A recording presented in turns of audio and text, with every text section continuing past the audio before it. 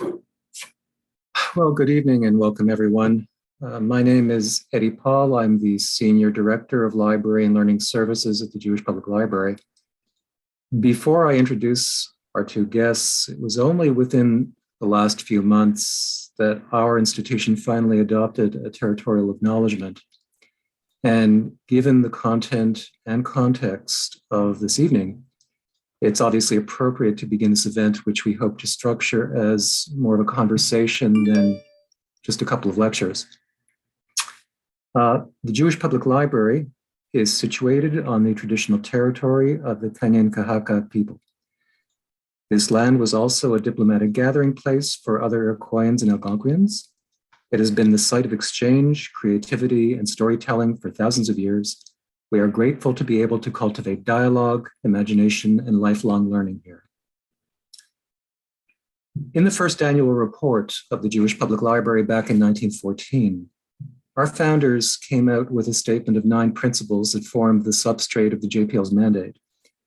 One of these statements went like this: our public library is proud of the fact that it was created by the people and for the people, and that it has no other objectives but to disseminate understanding and knowledge to the people.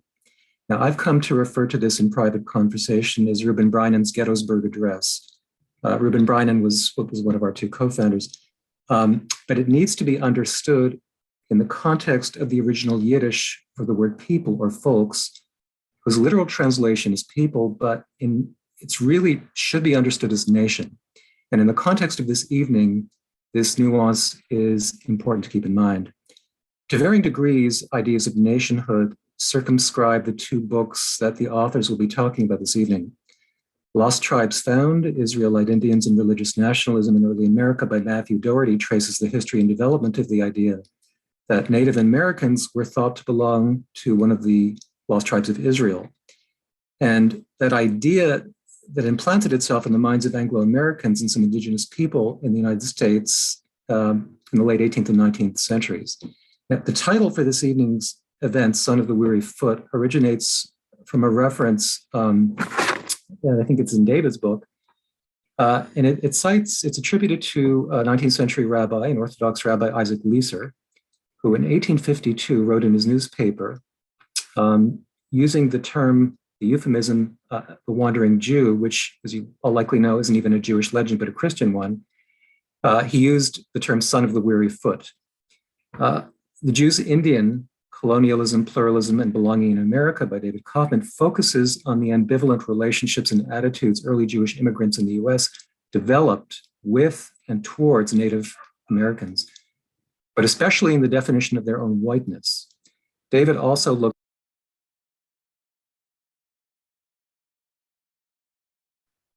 Eddie, you went on mute suddenly.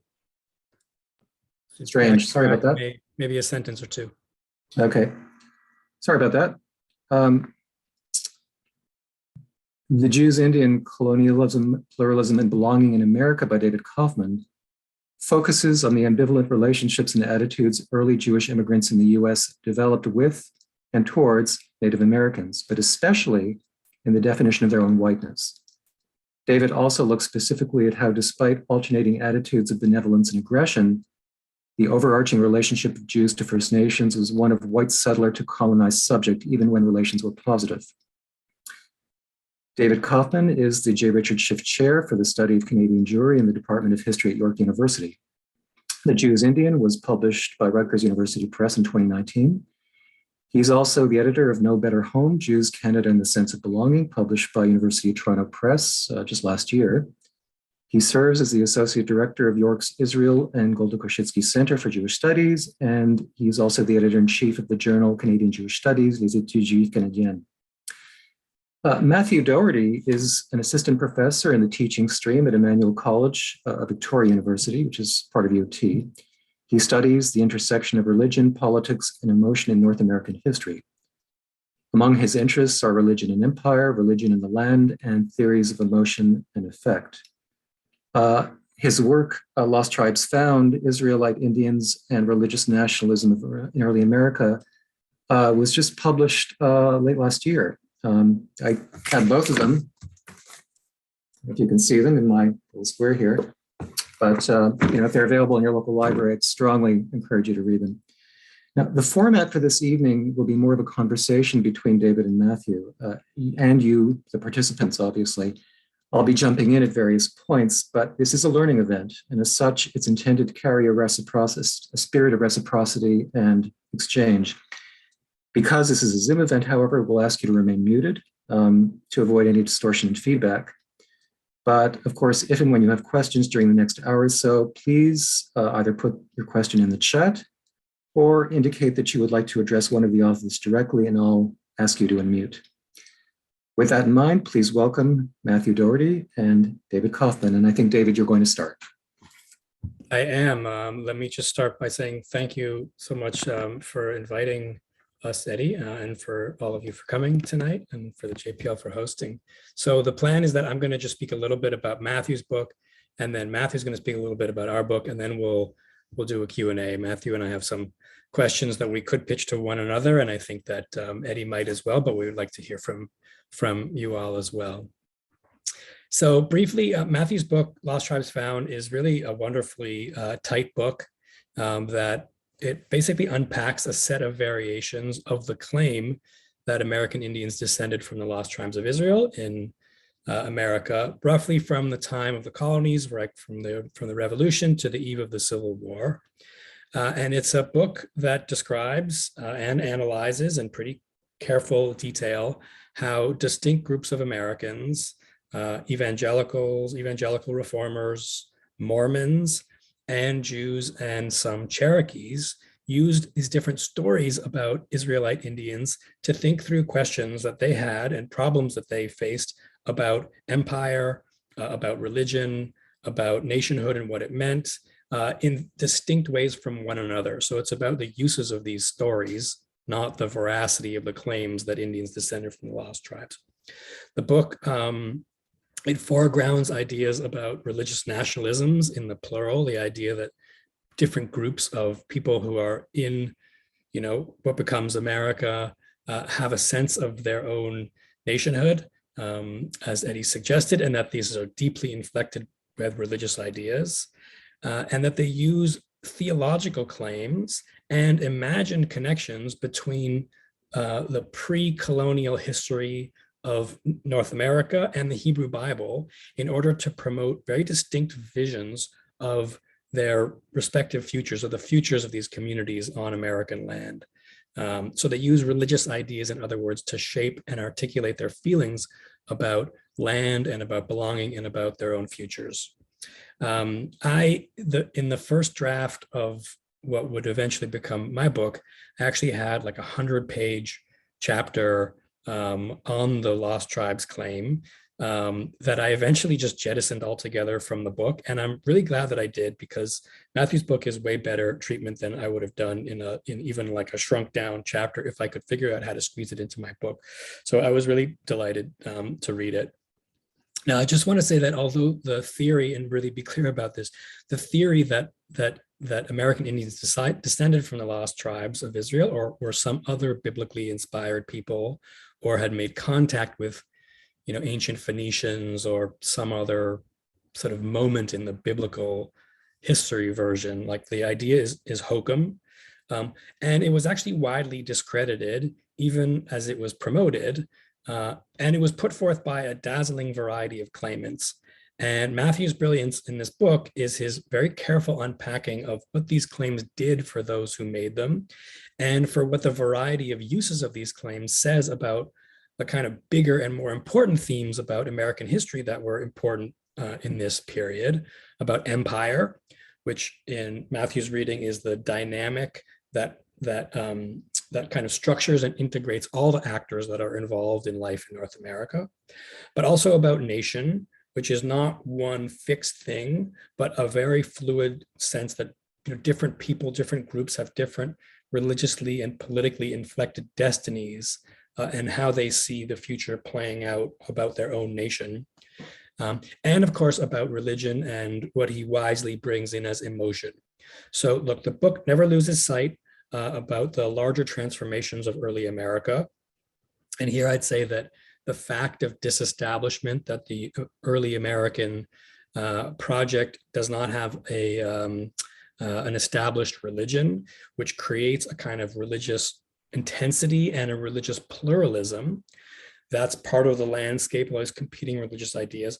But equally big and large and ongoing is Indigenous removal, sort of process of colonialism and the violence, both physical violence and the cultural violence that undergirds this kind of large settlement project. And of course, the connections, the truly central role that missionizing has in shaping US federal policy, in interactions, the role that it has in shaping interactions between white Protestants and Indigenous people. And then surprisingly, and I think in a way strangely, the central role of ancient Israel, if not actual Jews, has in this dynamic. Like one of the many, many places in this world where we see Jews kind of near the center stage, although in a strange and unexpected way, or Jewishness, the idea of Jewishness, somehow at the center of the story, even though Jews aren't, even though they shouldn't be. So just a couple of brief things to highlight for content. For those of you who haven't read the book yet, I highly recommend you do. One is that evangelicals were the first and the most, well, let's say the biggest group of people who championed the idea that Indians descended from the lost tribes. And you might think that the scholar Matt writing about this would be, only critical, but Matthew finds that that this claim was actually a constraining force, that many of them in the sort of interwar period thought that if Indians were Israelites, God would be displeased if the colonists trampled over them wildly, as so many other colonists actually did, and that evangelicals, reformers tried to restrain the process of kind of colonial aggression, even as they also unfurled colonial ideas and practices and sort of missionary persecution.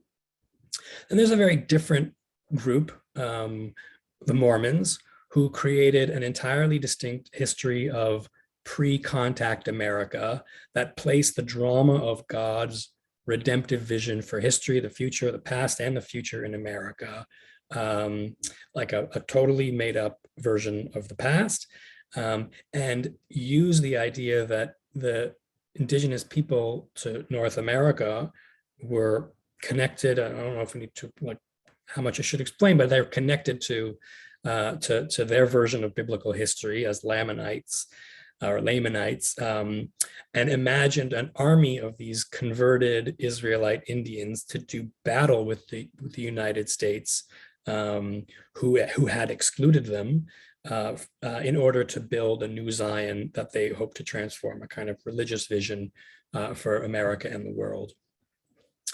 Matthew also has a tight, great chapter on some two sometime champions of the claim, one Jewish, Mordechai Manuel Noah, and one Pequot, William Apess, who used the claim as well for totally different purposes, in this case to create space for their own communities, for Jewish communities and for Indigenous communities in this world that was already populated by belief in the theory. And it's important to stress here that most Jews and most Indigenous people, Matthew actually has an additional chapter that focuses on a group of Christianized Cherokees who were also boosters of the claim for their own different purposes. But most Jews and most Indigenous people didn't believe this idea. Sometimes they actively argued against it. But it's more interesting in Matthew's reading, and I agree with him, it's more interesting to read the minority Jewish and Indigenous voices who actually supported that idea rather than rebut it, because it deepens the thesis better, which is about the uses of the story and not the truth of the story. So the claims are basically a window into the political lives of these religious actors and the transformative stakes of their collective activities, which turns out to be, history itself at work. One of Matthew's great moves is to highlight the role that feelings or affect plays in the way these ideas are mobilized. So I thought it was a great strategy and really interesting because it helps the reader kind of make a beeline straight to why these spurious and frankly bizarre appropriations and distortions of history were actually powerful for so many people, so many real people, and why they could be put to use for so many different ends by so many different claimants. It was precisely because they carried an emotional punches, so they could be weaponized, is our political language for it.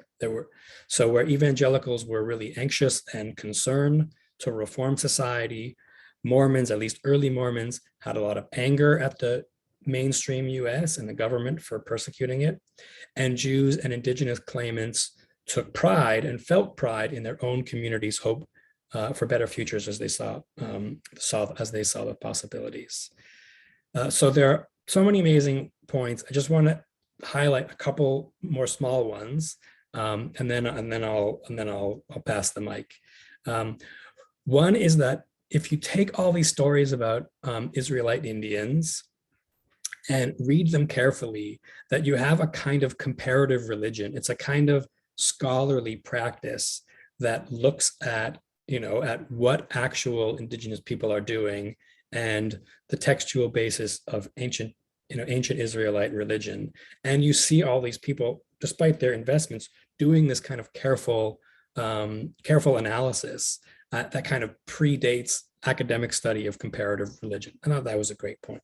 I think that more might have been made by how do I put it? Something like the elemental, Christian supersessionism, the idea that Christianity supersedes Judaism, but also supersedes other forms of practice. This is kind of an elemental part of Christian logic, sometimes thought of as replacement theology. So, Christianity replaces Judaism, but Christianity also conquers the other through its missionary project.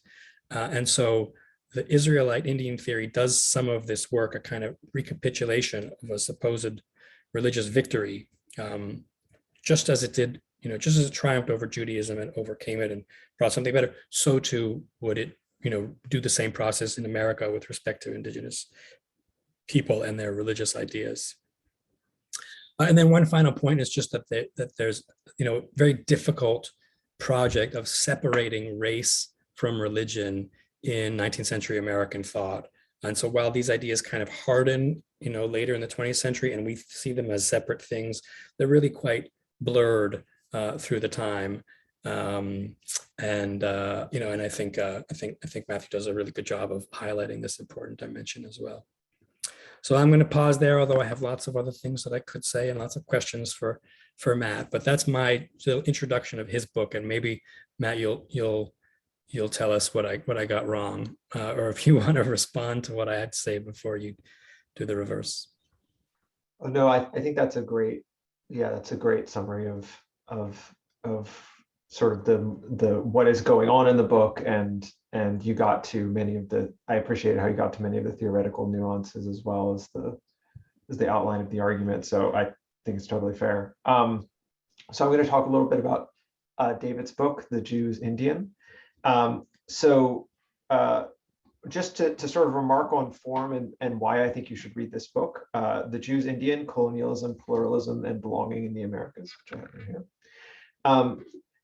has one of the things that really I found appealing I find appealing every time I read this, and the more I was reading it this time in preparation for this, is the way that the central argument being made here, namely that Jews in North America position themselves with respect to real and imagined indigenous people and with respect to non-Jewish white people in a sort of triangular relationship, right? That there's that talking about Indians or talking about is often to talk about the place of Jews in North America. So that central argument is made with a really deft interweaving of biographical details about individuals, a really stunning array of people, Jews in America who in some way interacted with indigenous people directly, or sort of imagined themselves interacting with indigenous people, or imagined themselves as indigenous at some point,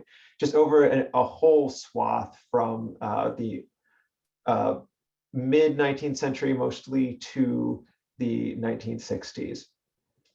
And those biographies are really interwoven with some very sharp theoretical analysis about the engagement of Jewish people in North America with the sort of larger cultural and state forces surrounding them, but also with their own narrativization of their experience. So one of the big insights that I think it would be important to take away from this book is the idea that the narrativization of Jewish experience as fundamentally an immigrant experience misses a big part. Although that is of course true for many people's biographies, it misses the way that that immigrant experience is in fact part of this larger structure that we in the scholarly world who study these things call settler colonialism, right? Which is the idea of a colonial structure which seeks not to extract resources from one place and put them over there, but rather to extract land and living space and resources in a place where settlers are also being positioned. So what I think is a really central insight here is that framing is deeply important for understanding Jewish experience in North America, and that it's when we see Jews in North America talking about Indigenous people or talking to Indigenous people or talking for Indigenous people, because all of these things happen in this book, we see how that plays out in a whole number of contradictory and complicated ways that are sometimes hard to think through. And I would want to highlight the way that there's so many of these relationships that come up in the pages of this book are so deeply ambiguous that David is very deft at pulling out what the intentions and subtleties are of many of these relationships or attempted relationships or imagined relationships that Jews have with Indigenous people, while not losing sight of the way that often Jews were implicated in these larger settler colonial projects. So I sort of, as I was thinking about how to explain the book to you, I see two large parts to this argument. The first part of the argument in the first 3 or so chapters argues that American Jews were in fact part of that process of settler expansion, both in material and cultural ways. So there's a great chapter here on the way that many American Jews along what we call the frontier, although David problematizes that idea, recast themselves in this sort of model of the wilderness man. And I should say this is explicitly a gendered model. I believe all the figures in this chapter and through much of the book are men. And that means that they cast themselves against these sort of anti-Jewish stereotypes from Europe, of Jews as landless people, as wandering people, and they cast themselves against anti-immigrant stereotypes by imagining themselves to be men of the frontier who are violent enough to participate in the so-called winning of the West, yet are civilized enough to, so-called, to build a new society in the wake of that violence. So here, I'm going to name a couple characters who come up. There are so many good characters, but the one that caught my eye here is Otto Mears, who is I believe, German Jewish immigrant, who gains a reputation as an Indian fighter in his youth, which he then trades on to position himself as an intermediary with the Ute Nation. So this is in the Great Basin region of the American West, and obtain rights to toll roads through Ute territory. And then he reinvents himself on the back of that money. He reinvents himself as an entrepreneur. And in fact, when I was Googling him to confirm that I had his dates right, which are 1840 to 1931, that was what came up. It was Otto Mears, the entrepreneur, which is a very different vision than you get if you read David's book. So from there, this argument unfolds and explains how, apart from these sort of very obvious violent narratives of conquest, we also see American Jews acting in a role as mercantile mediators, something which may be more familiar from other stories of Jewish immigration. But here they appear as mediators between Indigenous people and other settlers, often both brokering those relationships and pulling indigenous people in, integrating them into a larger capitalist economy, which with, of course, ambivalent effects, right? The character who jumped out to me here was Julius Meyer of Omaha, who is one of several people David talks about who are traders in so-called Indian curios. So these are all kinds of elements of indigenous material culture. And David makes the argument that I think is very compelling, that by positioning themselves in this trade, many American Jews help to sort of sell an idea of indigeneity to other settlers. This first part of the argument closes out with a chapter that is very deftly shows how both Jews and non-Jews in the early 20th century, so this is for those of you who are following along with your American history, this is the height of American racism and the height of nativist sentiment, that both Jews and non-Jews in this period really forget that earlier frontier history. So the idea that Jews were present in the so-called winning of the West or the expansion of the frontier vanishes from general American cultural memory, and instead we see a new sort of rhetorical opposition forming, where on the one hand Jews are cast as immigrants, and whereas so-called Indians are cast as the real Americans, the original Americans. And there's a part here where what we often hear this slogan of, well, you know, indigenous people are the only real inhabitants of this land, the rest of us are immigrants, that David really tracks how that I don't know if this is the first instance of that, but that slogan certainly appears in Jewish agitation against nativist sentiment, and is just an example of one of the many ways that even when Jews are not interacting directly with indigenous people are present in their rhetoric about themselves and about Americanness, for lack of a better term.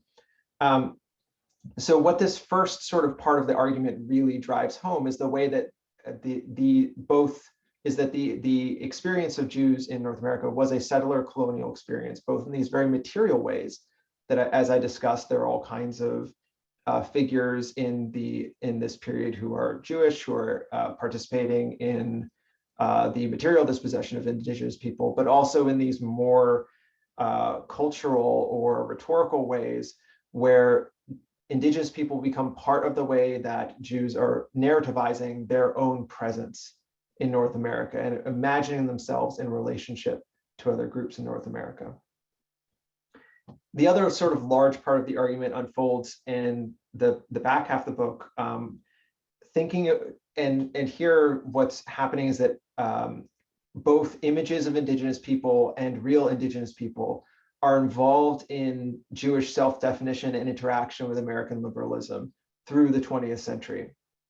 So this part really, I learned a lot all throughout this book, but I think I learned even more in the second half than the first half. There was just so much here that's really great. But David tells how in the early 20th century through the 1960s, we see progressive Jews in North America forming a critique of racism that recasts difference as cultural rather than biological. So in other words, argues that there exists such a thing as culture that is unmoored from our heritage. And furthermore, that cultures are not easily rankable or comparable to one another, rather they are all in some sense relative. And this is against a background of extraordinarily stark racist language in the first half of the 20th century, where people are speaking very openly of the idea of greater and lesser races, so-called degraded races, so on and so forth. And this rhetoric, of course, is used against Jews as it is used against Black Americans, as it is used against indigenous people. Although, as David highlights throughout here, there are situations and circumstances in which Jews get classed as white. Nevertheless, for many of the progressive Jews who are involved in this, the advocacy he discusses, the entire system needs questioning. So this plays out in both the Bureau of Indian Affairs and in the halls of the Academy. So in a chapter about the BIA, David highlights how Jews like Felix S. Cohen affect policy around the Indian Reorganization Act, which is also called the Indian New Deal, which was the first time that we see the US government tacking away from a policy of assimilation and making attempts with very serious flaws to implement more indigenous self-governance. And he makes the argument, I think compellingly, that Cohen and other Jews who are involved in this see this work as part of that larger project of critiquing the idea of fixed racial distinctions and of the idea that certain races are not fit for American society, which was the assumption behind so-called Indian policy before this point. In a chapter on early anthropology, David details how anthropologists like Franz Boas, also German Jew, were largely successful in reforming that discipline away from that hierarchical ranking of races along a single scale development towards cultural relativism, even as he highlights, there are serious problems in their work in that Boas and his colleagues often took themselves to be speaking for Indigenous people to non-Indigenous people. And therefore, from our standpoint now, we can say that there was a lack of real engagement with Indigenous people and allowing Indigenous people agency. I thinking about these two chapters together, what really struck me is that how none of the efforts that the activists, for all their accomplishments in these chapters, make are able to see and critique the foundation of American liberalism itself, and the way that this language of equal rights, this language of civil liberties, is built on that settler colonial process, which David details in the first half of the book. To put it bluntly, in these two chapters, it appears that white Jews have too much invested in the idea of Americanism as something which unites people across as members of different equal cultures on a level playing field, to ask about the structural inequalities built into that system which affected Indigenous, and of course also, although this is not the topic of the book, Black Americans. So hence the way I would sum up the second part of this argument is that we see how Jews in the 20th century pushed on the racist structures of American colonialism, but in a way which sought to preserve the innocence of American liberal ideals. They, as they at once spoke for and I often identified with Indigenous people, they were also speaking to what they framed as America's true or higher values. And to me, that builds on the insights of the first half, which makes the compelling argument that this settler colonial framing is implicitly part of Jewish experience in North America, to highlight how many political accomplishments in the 20th century were, because of the framing, because of that settler colonial framing, fundamentally unable to go as far as we might want in critiquing that framing. Very skillfully, David concludes with the present moment, where I think about where I tend to think about continuity in my work. Here he's highlighting how the terms of the discussion that we're all in have changed over time, where comparisons between Jews and Indigenous people early on tended to turn on sort of a fulcrum of exile versus native, and then later immigrant versus Indian.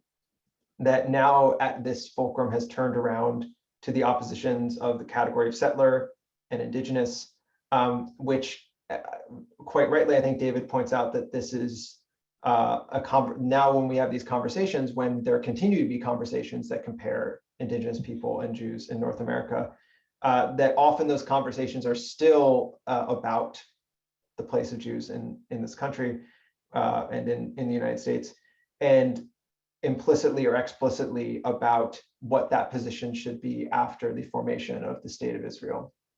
So for the way that it brings together a really dizzying number of individual biographies with an eye towards detail, but also an eye towards these larger themes of how Jews have historically triangulated themselves in this larger American system, both in its liberal and its more imperial manifestations. I cannot recommend this book highly enough, but I think that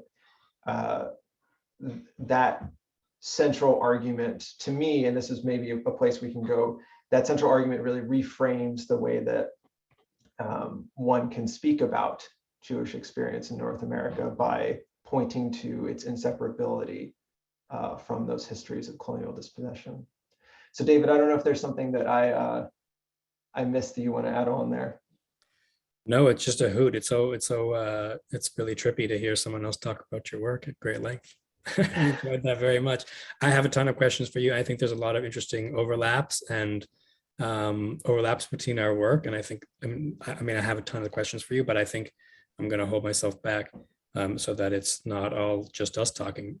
Eddie, you want to start? You want to arrange a sort of facilitate Q&A for a while?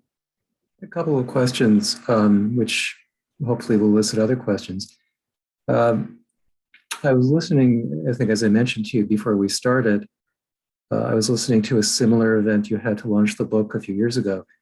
I don't know how long ago it was. Anyway, you talked about, or you had mentioned the fact that there was a stress placed by a number of, I don't know if they were Orthodox Jewish thinkers or not, in trying to persuade Jewish immigrants in Europe that coming over from Europe to America was not so much a situation of exile, but it was a homecoming. And that to me was very striking because, for so many years, we've cast this narrative up about the Jews living in exile, and we're talking about long before 1948. But it very much implanted itself as a sort of a manifestation of a settler mentality. The Jews were regarded as this is your home, this is where you belong, and therefore you have the same rights as people who have lived here, for many more years than you have. I thought that was a very unusual way of thinking. I wonder if you could just elaborate on that a little bit. Yeah, so and like the idea that America was the golden Medina, the golden land, and that it was an escape route from the persecutions of the Russian Empire and all of the sort of less than fully liberal modern European nation states that were intensely debating the extent to which Jews should be considered full citizens. In America, at least after the revolution, the idea is that you come and you have full citizenship rights right away, that you have, there's no religious establishment, and Jews are free to construct their communities as they wish, or be irreligious if they wish, and that they won't be coerced by the state, nor will they be persecuted by others. And that this kind of promise of entering the modern liberal world, of being democratic citizens, is what so many Jews are eager for. And while there are Jews who before their migration are anxious about whether the conditions of America or Canada will allow them to maintain their religious communities and their religious faith and faiths quite as tightly, they're still eager for the bargain of full citizenship. This is, of course, true for in the early period just for men, not for women who don't have a vote, and it's true because Jews are considered white and not black, people who don't have citizenship rights. And for the most part, like there is anti-Semitism in American history, of course, but like really big in the big picture, Jews see this place as a second home, have deep fidelity to America. Canada a little less so. There's obviously more pressure and more practice of American Jewish patriotism. And insofar as the 20th century relocates Jews, like fundamentally relocates Jews out of Europe, Central and Eastern Europe, and North Africa, and tendrils. A century later, Jews are located in North America and Israel. Like it really redraws the map. The 20th century completely redraws the map of where Jewish life is. up until very recently, in the last couple of years, when the conversation about anti-Semitism has sort of returned as or do we really belong here? Do they think we belong here? It is seen as a kind of end of exile.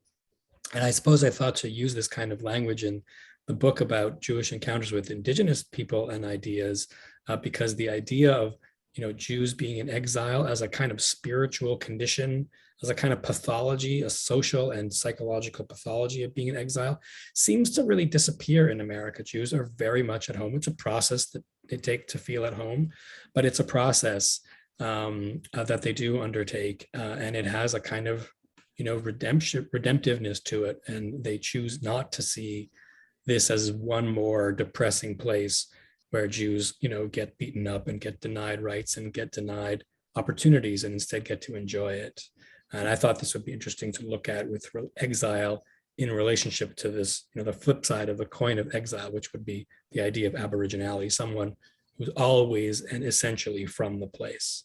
So we see this relationship play out in unique ways when we consider the relationships between these American Jews and indigenous people. I had a question. Thank you. I had a question for Matt. In the 19th century, I know that there was a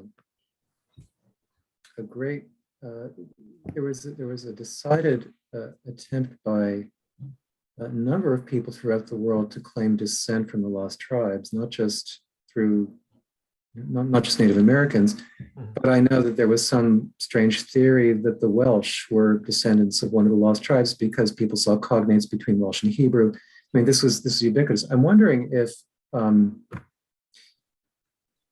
that formed a part of this entire. This formed a part of the idea of claiming descent from the lost tribes. That this was just a trend that just grew out of a much deeper desire to claim descent from the lost tribes, but obviously from different parts of the world. Mm-hmm. Yeah, so no, you're right. There's in the 19th century, but also prior to the 19th century. The earliest examples I know of are 15th century, but I know that it goes earlier. I just can't lay my hand to it. We have claims about that various groups are related to the lost tribes of Israel. We have the Zulu people of Africa. We are claimed to be the descendants of the lost tribes. Afghan people, various groups of Jews who are so-called lost folks who are descendants of groups along the Silk Roads. Get tagged as lost tribes. The Welsh, as you mentioned, there's also claims that Anglo-Saxons are the lost tribes of Israel, which is probably the most common claim of that kind you're going to hear today. So this just to say, this is still out there. The idea of the lost tribes as a mythic past for one or another group of people.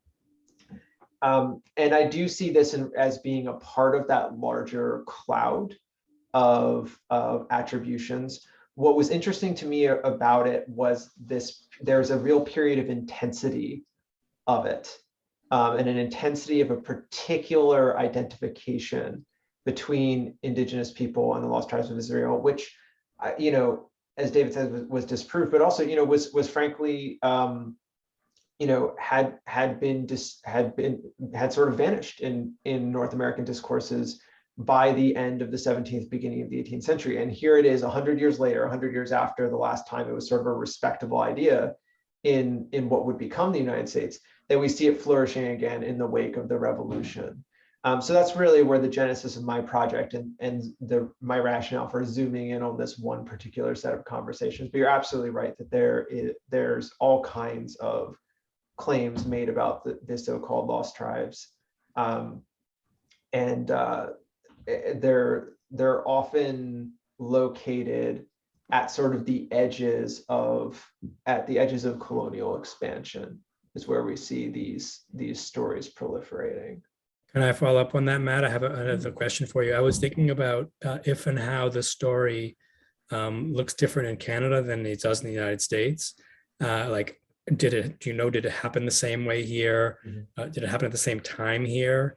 And I wondered also if the Anglo-Israelite theory, which was really popular in Britain, the idea that, Anglo-Saxons were descendants of the lost tribes of Israel, did that like compete in Canada? Like, did that have more traction in Canada because it was so popular among the Brits? And did this idea kind of spread elsewhere in the British Commonwealth? Do you know if you looked at the kind of Canadian version? Yeah, only a little. The Canadian, the short answer is there doesn't seem to be a ton of a Canadian angle. The main Canadian voice I can find on this is the Mississauga Methodist minister Peter Jones or Gayo Wakwanabe, and he hears about this idea and then essentially goes and asks his elders, and they all tell him like, no, this is obviously not true. And he publishes that in his History of the Ojibwe Indians is his main work. That's the main reaction from what is now Canada that I could find. There is a small British literature on the idea, but there it seems to be really entangled both with this Anglo-Israelite thing that comes along a little later, and I agree is way more popular in Britain, and I believe has its own surge of popularity in Canada in the late 19th, early 20th century. Yeah. But it also gets entangled with the search of the I believe his first name is Joseph Wolf, the famous convert to evangelical Christianity from an Orthodox Jewish background, who kind of goes bombing around Persia looking for the lost tribes and attempting to convert people to evangelicalism. And he's a big figure in the British press. Mm-hmm. So where it shows up, it's really pretty entangled with those other ideas. It never forms this kind of clear conversation that I see it forming in the US.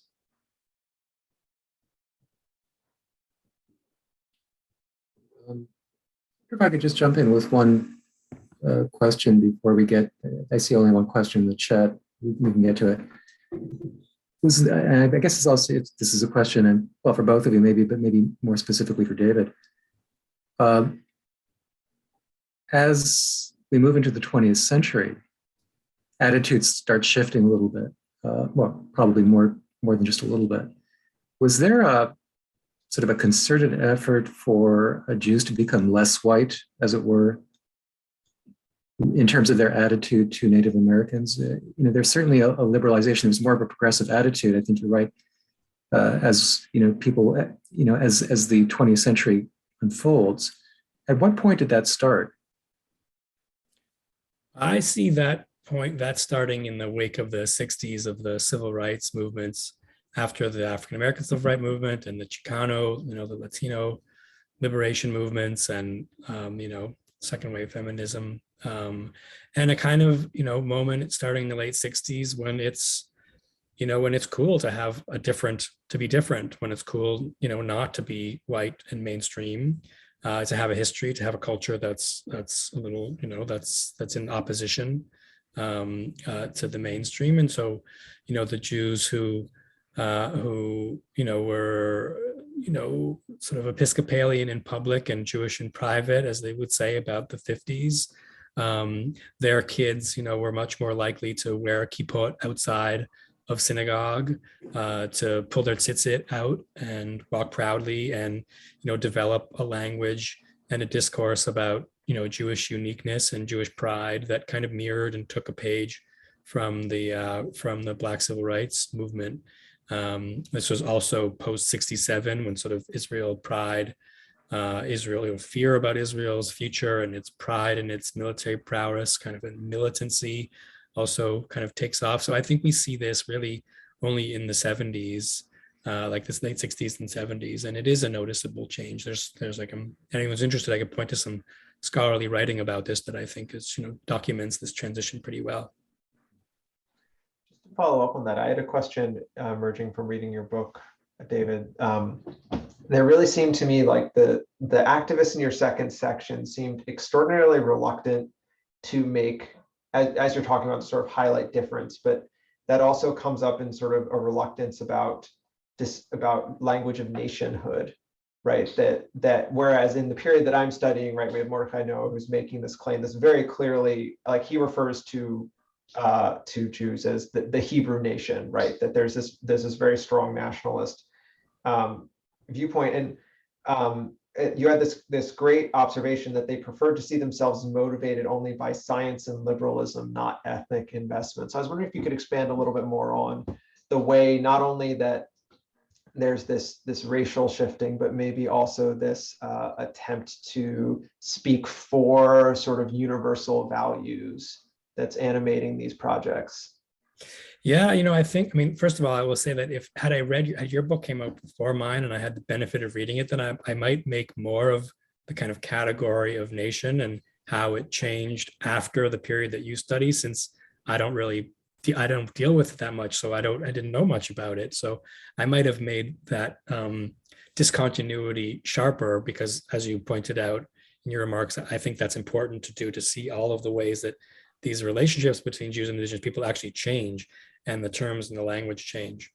So I might have made more about that. But to answer your question, I think that that basically, like, mid-century Jewish liberals, and like liberals in the really broadest sense, where they were deeply proud of America and its projects. This was a kind of moment of consensus America from the basically as soon as the war ended for a long while. And they believed in a hopeful America, and an America that could do better by its shortcomings, that wanted to point, it felt comfortable enough in America to point out the flaws of the state itself, but wasn't hell-bent on dismantling it. They didn't speak in the language of disruption, and they weren't angry. In fact, they felt very welcome and proud and pleased with what the American project had to offer. And so they were just like real believers, basically, in liberalism and in American institutions and in the possibility of law and in the Constitution. And I think from this is a very politicized question now about how to see the big project. But then, in the 60s and in the 50s, like it really wasn't. And I know that, there's lots of different ways of thinking about this now. And so by highlighting, that, it was appropriate to be thinking about American diversity and racial pluralism and belonging in those terms for these liberals. And those were the people that were kind of on the left side, center left of the spectrum. Those were the kind of progressives of the time.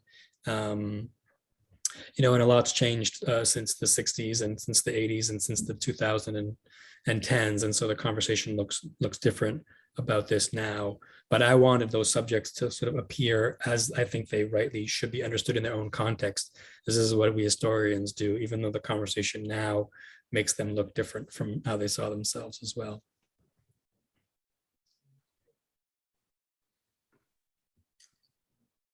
We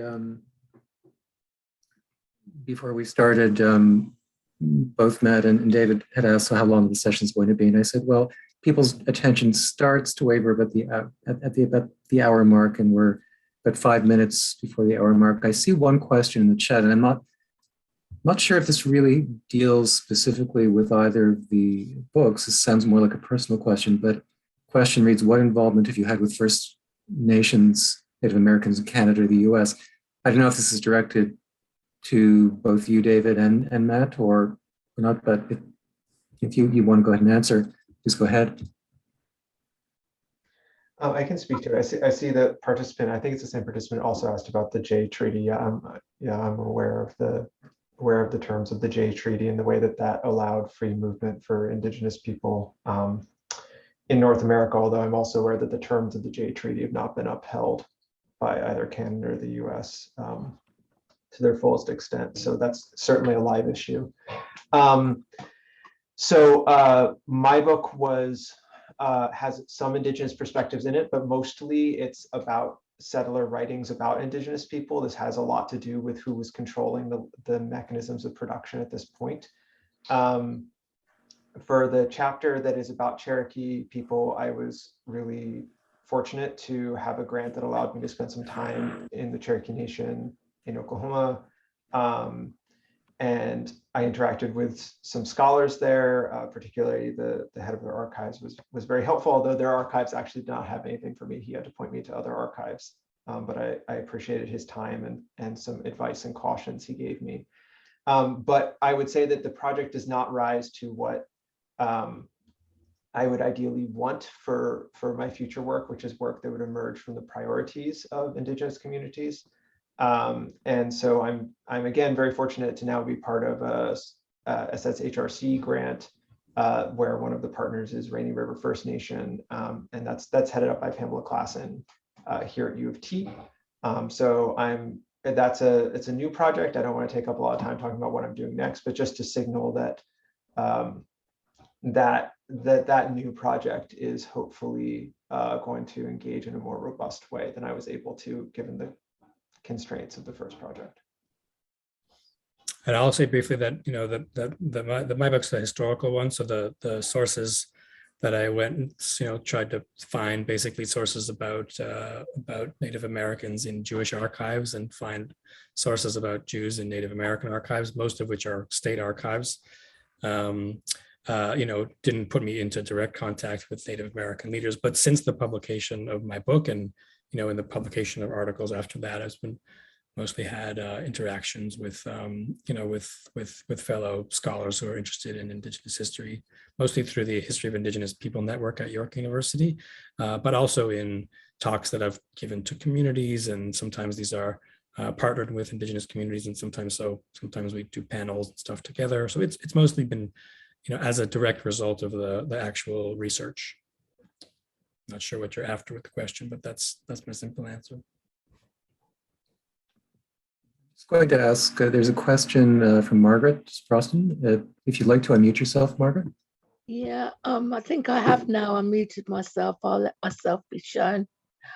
I don't know if it's so much a question, it's something that I'd like to add, in that my own family had a tremendous story of moving, because I'm in England, across a huge road in England. And I went to research it because this had been known over the family for generations and nobody could tell anything. And I ended up very frustrated and went to see a historian and told me that I was talking about people. I was talking to people much earlier than any history could do. And recently I've realized that my family was moving along, and it was possibly Viking in background, along what are called holloways in England, ancient roads before the real roads of the Romans came, because everywhere they moved kind of moved along that. And we know our family's related because in every family for generations, the names of the men was always in the same. It was, so we know from one family to another across the country. And it's just this tremendous sense that a legend, a story travels from one generation to another. So do you think research with First Nations will lead to them expressing histories like that? Because I never had time, because I then went on and had an autistic son, so I got absorbed in all sorts. But when I rang the family, because in those days there were phone books and you could grab people, several people were telling me a similar story. And I just wonder if there might be something in the history of the people out there in America that kind of gives a similar story, and if there was some way it could be captured. Yeah, just to answer you simply, there's very deep, long oral history traditions in many different Indigenous communities in North America and beyond. So these are, we sort of think about orality and literacy, and in cultures of literacy where the written word and historical records are kind of the way to tell history. History and the past just looks really different in oral cultures, and it's very sophisticated, it's very rich, it's very complex, it's very deeply woven into the culture with tremendous intellectual skill and important kind of cultural dimensions. And I would say that, in recent years in the university, at least here in North America, there's a lot more accord and respect given to Indigenous ways of knowing the past and ways of understanding their own experience.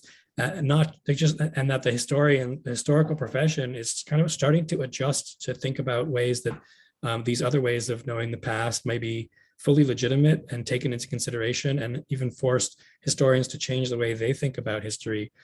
Just to give you one quick example, there are oral histories of treaties here in Canada that First Nations not only know and tell, but have brought before the courts as a way of presenting a counter historical, here's our version of history, and argue before the courts. And in some of these cases in the provincial courts, have find a seating, right? The judge doesn't toss it out and say, that's not history, that doesn't count.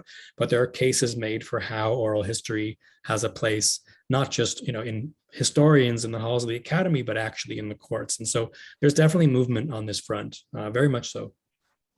I'm just going to tell you all something which I don't think is a question, but I found hilarious. Was my family on the other side have a Romany surname? It's W-A-G-G, but apparently it's a Romany surname. I didn't know this. When I was in my 20s, a man who'd been out at a North American reservation but had come back to England ended up being called to my house because he was being employed to sell double glazing. He didn't sell me 1 inch of double glazing. He told me there was something interesting about me, got me to go through my surnames, and then sat down and told me a story about peoples. And that was fascinating later on, because that name actually, to my puzzlement, in London at one stage had quite a few Jews amongst it. And then the other thing was, I've been listening a lot to the Sepharad talks, which come up on Eventbrite.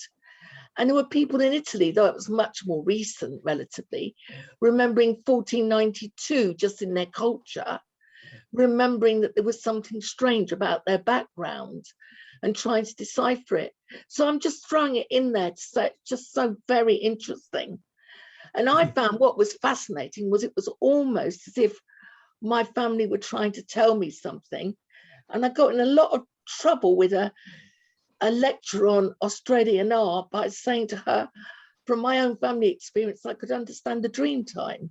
So it's all just so interesting. And being white and British, I was not supposed to think that way. But anyway, I hope you enjoyed that little bit. Okay.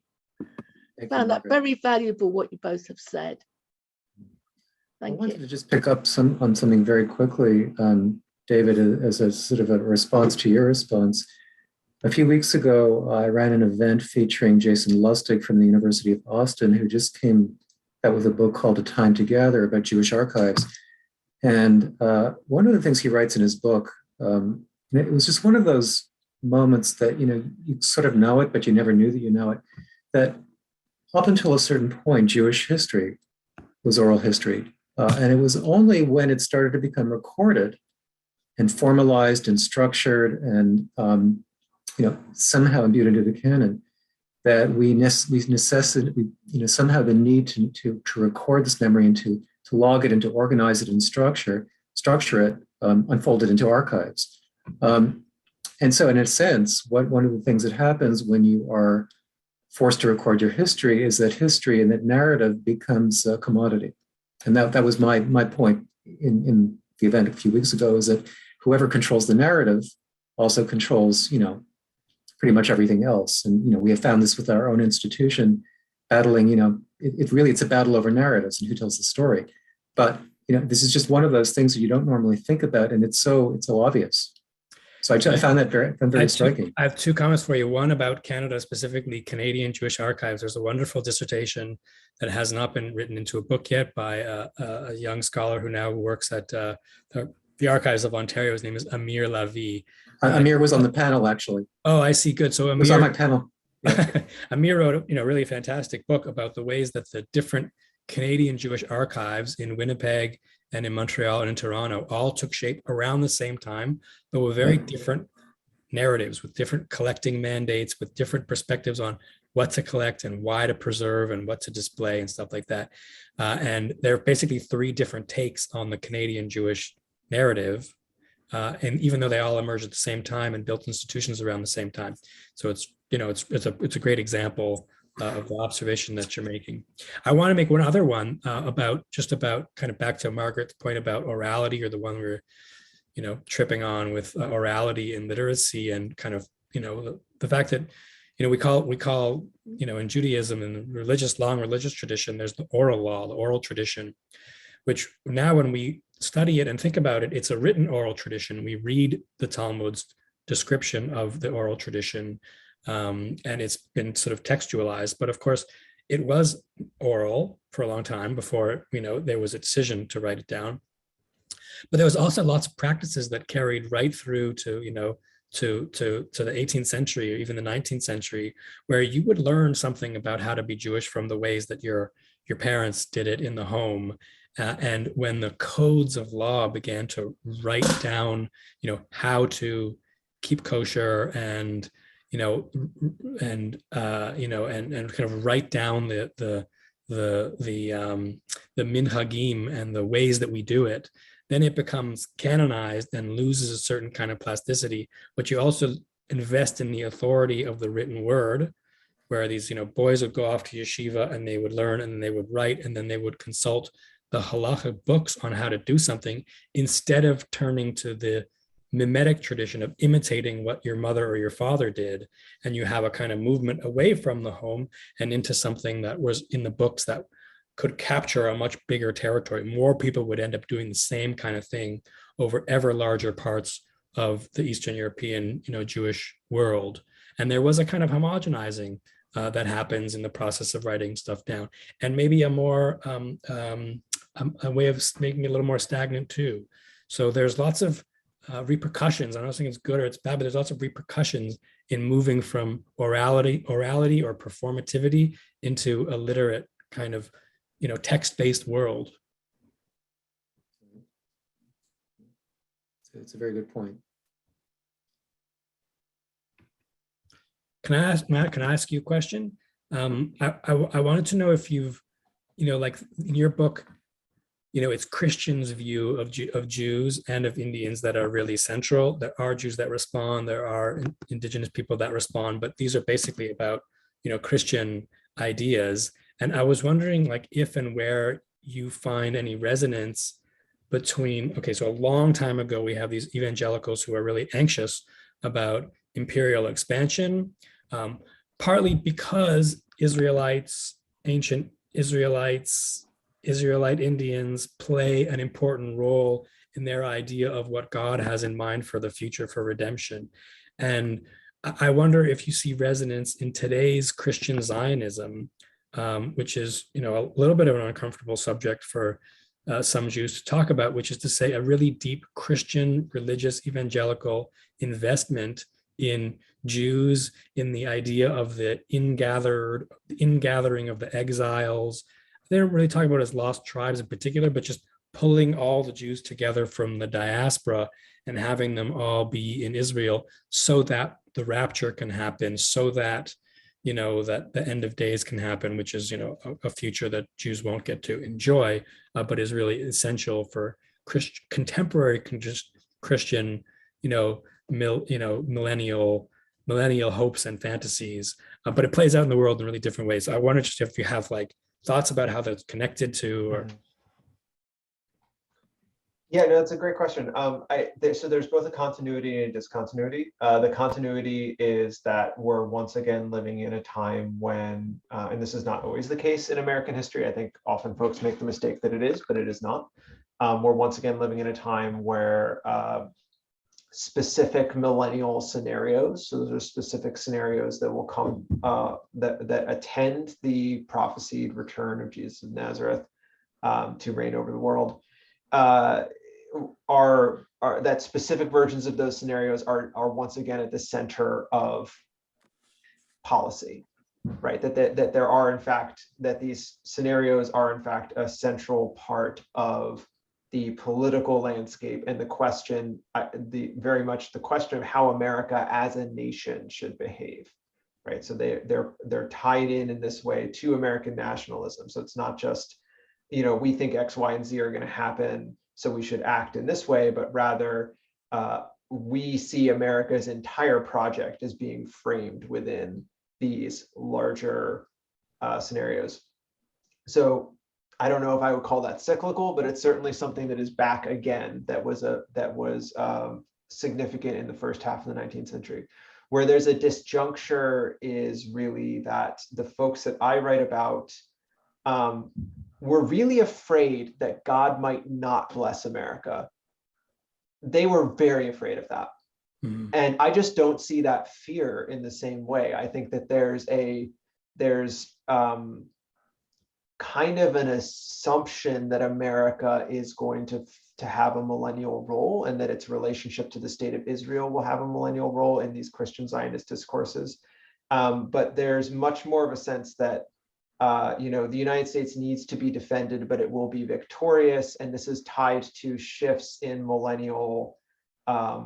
in Christian millennialism away from a so-called post-millennial view that society will get better and better, and then Jesus will come back, which is sort of implicitly what the people I write about believed, to a view where things are going to get worse and worse and worse, and Americans are going to be more and more embattled, and Israel will be more and more embattled, and then there will be a final apocalyptic confrontation. So I just do not, there's a lot of fear in the scenarios now, just like there was a lot of fear in the scenarios that I write about, but there's not as crucial of a sense that if America ceases to be good, God will just move on and find another nation. And I just don't see that. I could be wrong. This isn't my subject area, but I just don't see that as much in those discourses now. So I've got one more that's kind of on a related note. So like the idea that American Indians are descendants of the lost tribe, one of the kind of maneuvers in it is that it puts the drama of God's plan for the world. It like takes the drama out of the biblical land of Israel and it places it on American soil, because it's making the colonists the main, God's main people, main actors. They're the center of the drama, and the setting has changed. So I know you kind of stop in, around the Civil War, but not that long afterwards, 1880s, 1890s, turn of the century. I wonder if you know anything. I haven't looked at any of this, but I'm wondering if you know of anything about what happens to both evangelicals and to Mormons when they learn about Zionism. They learn that that it exists, but they've kind of already moved the drama of where God's plan is to America. And now, obviously, in the present moment that we live, it's already moved back to Israel. Right. But there's this moment in between, like when and how do they make the shift? Having brought the narrative here, when did they kind of go back? How do they react to it once the idea of Jews returning to Israel, becomes something that they know and are following, are understanding the story? I mean, I would just say that what parts I know of that shift are very complex. But I would say that one of the inveterate sort of characteristics of people who are engaging in this kind of thinking is that they are going to scan the headlines and they're going to fit it into a narrative, right? And so even as early as the 1820s, when you have some people who are kind of engaging in Zionist, like Mordecai Noah is a Zionist, right? He thinks that Jews that America is a great place for Jews to get ready to return to Israel, essentially. And he's not the only one, right?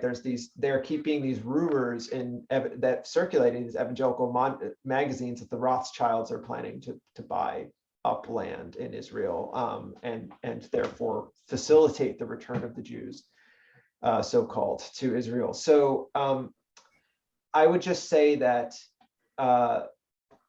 what you're going to see is people are going to be responding to not just shifts in terms of the establishment of the state of Israel or colonization efforts in Israel, Palestine before then, but also just any movement among Jews towards what we would recognize as a Zionist project. There's always going to be some evangelicals who get excited, right? Because that fits in, they can fit that into their narrative in a certain way. They also are forced to change their narrative.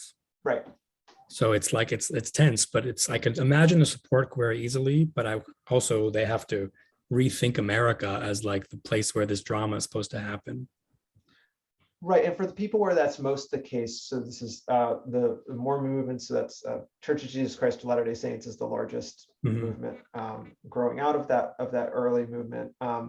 In some ways, and there's all kinds of complexities in how these teachings go within that church, but in some ways, there's always kind of there's often a sense that there's sort of two stages where the drama of Jesus's return unfolds, one in North America, or often in my period located in North America, and one in Israel. So in some ways, I don't see as much of a problem from their perspective as there is sometimes this dissonance in evangelical perspectives. Interesting. Thanks. It's thank you. Thanks, Matt. Thanks, David. We're at 8:15 right now. We've been going for a little longer than an hour. If there are any other questions, I'd like to, on behalf of the Jewish Public Library and everyone here this evening, I'd like to extend my deep thanks both to you, David, and you, Matt, for sharing books with each other and with us this evening. Any discourse on nationhood and identity in some of the more difficult and problematic spaces that Jewish historians often tend to ignore are of particular interest to me and to us here. And we really do look forward to programming similar events in the future. This is something that I taken on myself to sort of branch off into things that we don't normally do or haven't normally done as part of our cultural programming. Once again, thank you everyone for joining us this evening. As I mentioned in the chat, I've recorded this and I will make it available to you on our YouTube channel. You'll have to give me a few days, but I'll send an email to all of you. If you're interested in attending any one of our forthcoming events, please just go to our website at www.jewishpubliclibrary.org, or you can send us a message to the address that was on your ticket confirmation. Thank you again. I also put my email in the chat if anyone wants to continue the conversation over email. Feel free to write me. And I'm happy to send that to you as well, and Matthew's as well, if Matthew's open to that, Matthew's comfortable with that.